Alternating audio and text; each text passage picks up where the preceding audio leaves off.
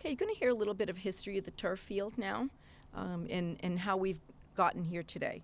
So our next speaker is Mr. Jim DeVellis, one of the original founding members of the Turf Subcommittee. Jim?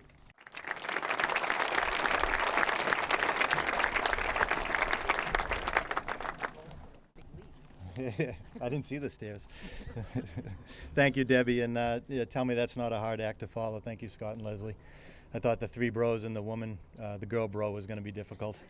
I will take the opportunity. Scott called it the group, and I'm going to focus a little bit on the community part of the Sam Burns Community Field. So first of all, Foxborough residents, families, kids, and businesses that I see here today, thank you for coming out.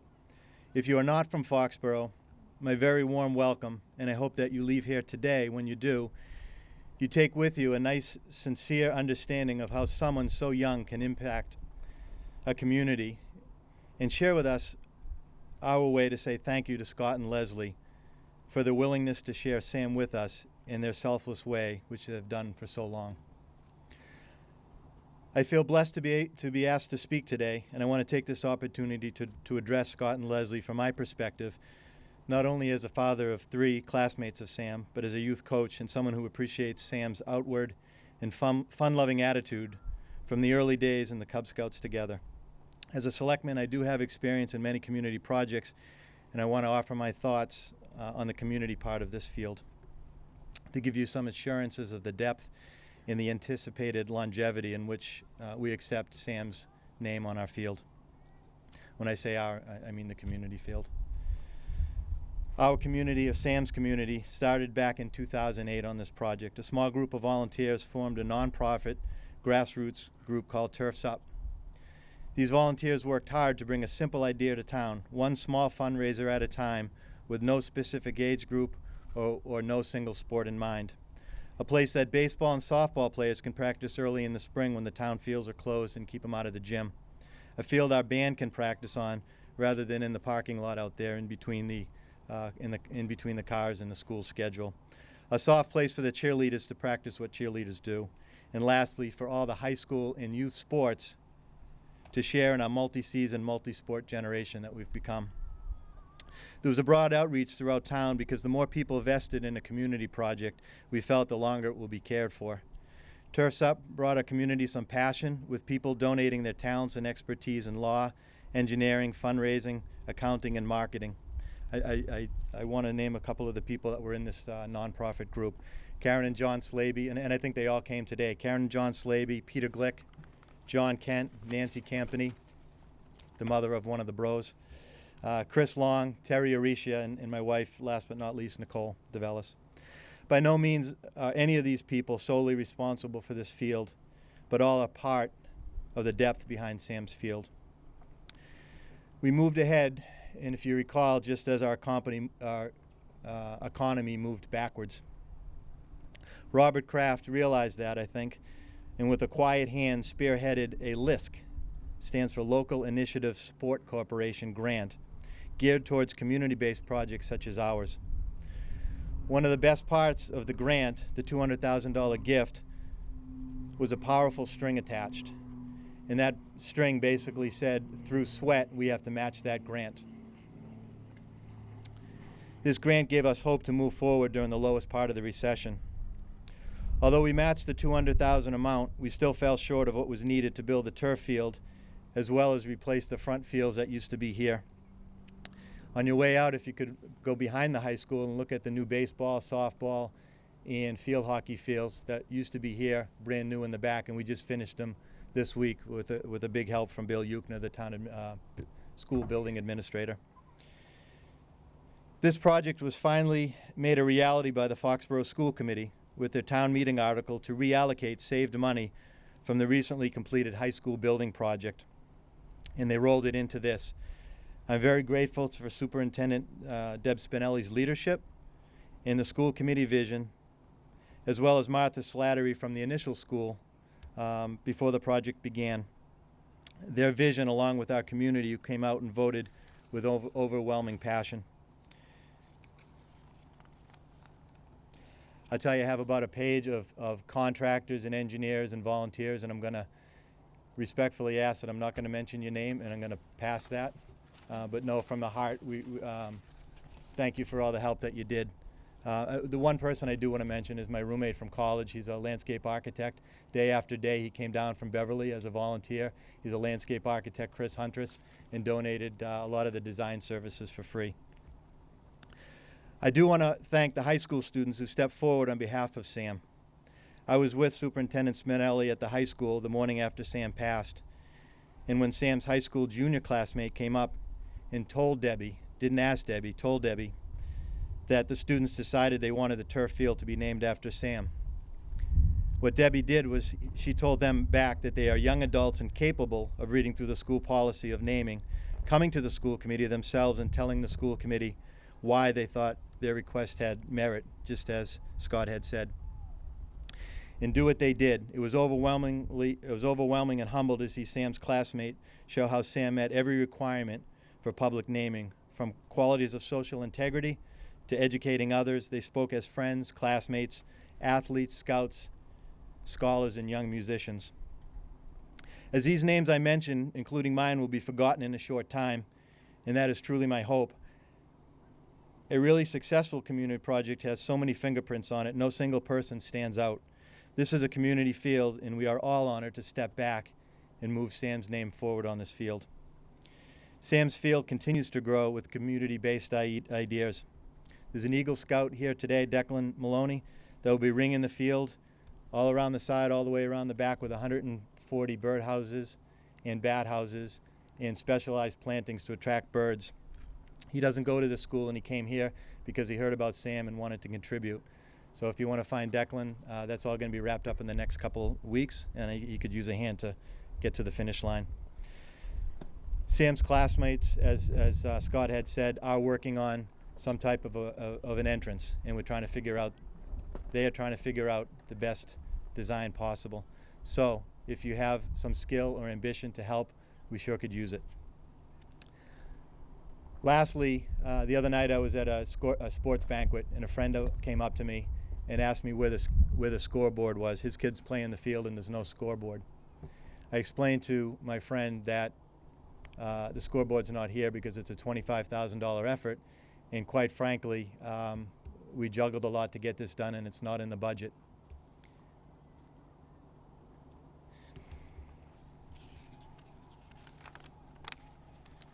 So he showed up today with a $25,000 check.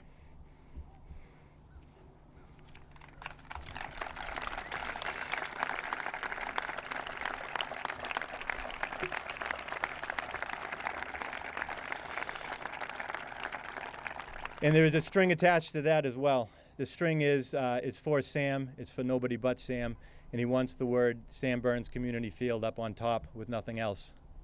So I'd like to take this opportunity to thank John Spinney and the Spinney family for a tremendous donation, something that was not asked for, but certainly his kids saw the benefit of going to school with Sam. They've grown for it, and I can't thank them enough. So in the fall, before school opens, there will be a scoreboard addressed to Sam for all to enjoy for all of the sports. So thank you, Spinney family.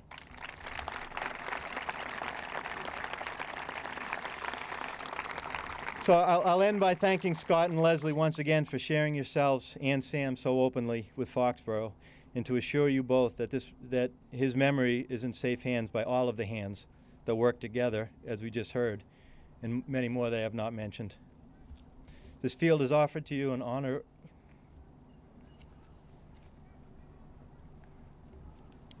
Thank you.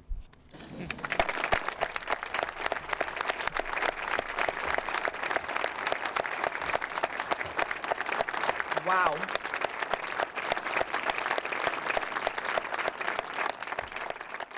Well, then I guess I have another agenda to add to the agenda tomorrow morning for Monday night school committee meetings. We're going to accept that donation like that. Thank you. That's unbelievable. I'm going to another round of applause for that. Sorry. Great. I would like now to introduce to you Ms. Tina Bellinger, who's the vice chair of the Foxborough School Committee. Tina?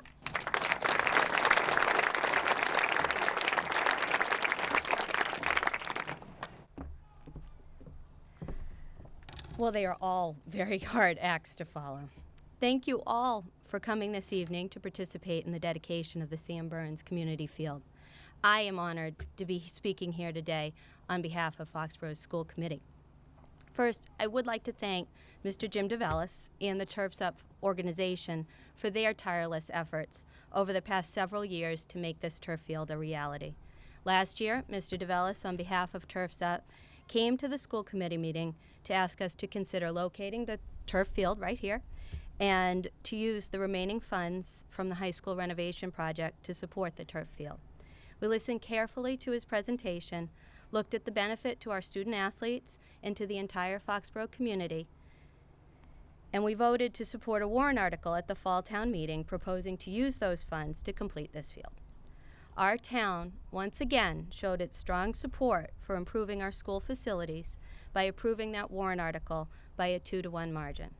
Thank you to everyone who attended that town meeting and voted.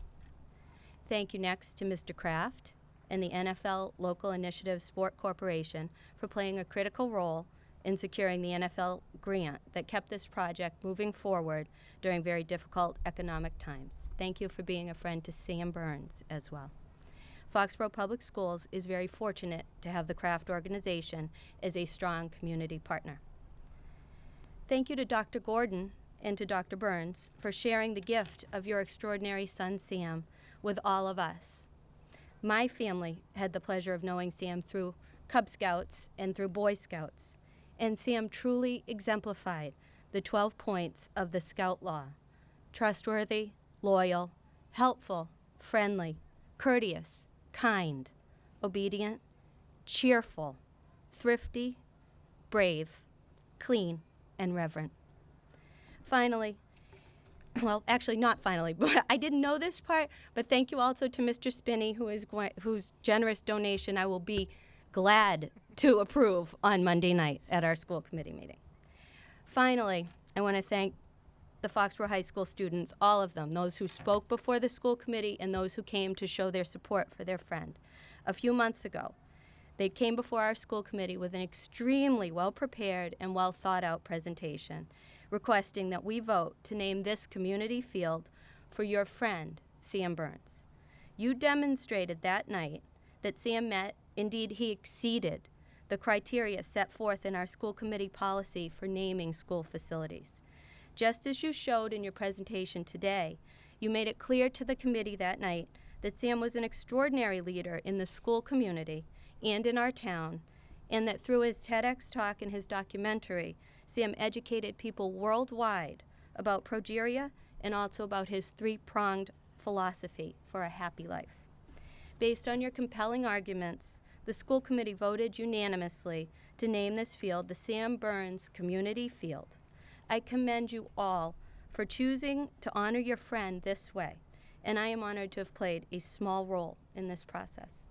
As hard as it is to picture right now, someday, not too far away, you'll be 45 and you'll be watching your kids play on this very field.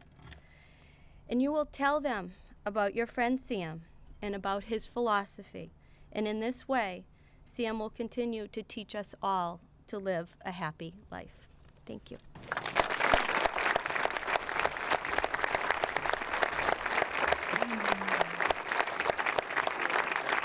Hey, I see the students brought a whole bunch of beach balls. I'm looking forward to see what you do with that. It's great. It's a nice touch, by the way. Our last official speaker needs no introduction. But I think you've seen by now and heard by now that for many, many reasons, professionally and personally, it is my privilege to introduce you to Mr. Robert Kraft, owner of the New England Patriots and the New England Revolution, chairman and CEO of the Kraft Group. Mr.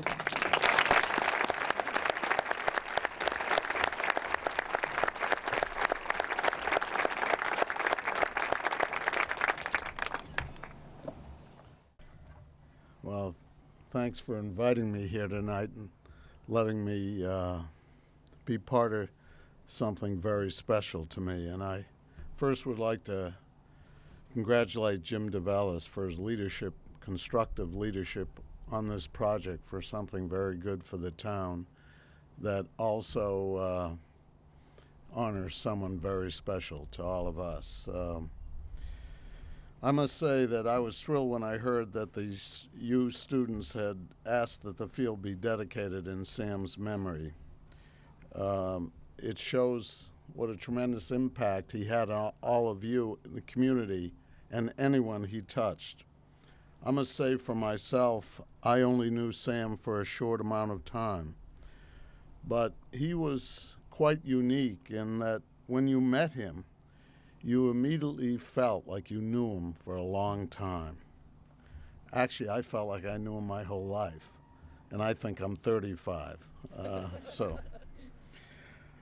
I knew very little about Sam from what I had read in the paper, but I was really amazed when I heard that he became an Eagle Scout, and I very much wanted to meet him. And I met him last September, and as, who was it, Mom said, it was the day we were getting ready to travel to Atlanta to play the Falcons. He came to my office with Mom and Aunt Audrey, and I took him out to the practice field to watch the practice. And as Mom said, we had a great time talking about a whole range of topics. And what impressed me was his maturity and his candor. And I asked him how old he was, and he said 16. And I told him he was the most mature 16-year-old that I had ever met in my life. And in his honor, I wanted to donate $1,000 for each year of his life to the Progeria Research Foundation. And he said, with a sly little smile, "That's really great, but could you wait about 3 weeks, because I'll be 17. So needless to say, we waited. And I asked Sam to say a few words to the team that day, because when we have celebrities or special people come in around the team, we ask them to talk to the team for an inspirational message. He accepted the invitation, and there he was. They all came over. Most of them were over 6 feet, and some of them well over 300 pounds, over 350 pounds. And there he was talking to Coach Belichick, Tom Brady, the whole team. And when he talked, it was unbelievable, because it was like he had been at our team meeting that morning, because he's talked about not letting Matty Ice get comfortable in the pocket, making him move off his mark, making him run, apply pressure. And as you can see, as already stated, that the team followed his advice, and we were very lucky to beat the Falcons the next day. But what was amazing to me was to see this little guy standing in front of all these monstrous football players. And he was cool and calm. And his demeanor was just amazing to me. And I'm sure it came as no surprise to Audrey or Mom that he behaved that way. But it was really something. And I guess what hit me is you couldn't meet Sam Burns. No one could meet him and not be inspired by him. And I know I was right away. He had a wonderful wit and sense of humor. He cracked some pretty interesting jokes with me. He loved music and sports. And the thing that I respect and loved so much about him is that he wouldn't let the obstacles he faced detract him from achieving his goals. So many people that I deal with in this world get caught up in small things that stop them from doing what they really want to do, and not this young man. His attitude was terrific, and I remember one of his special philosophies that I'm now trying to follow to have a happy life. He said, "Never miss a party." So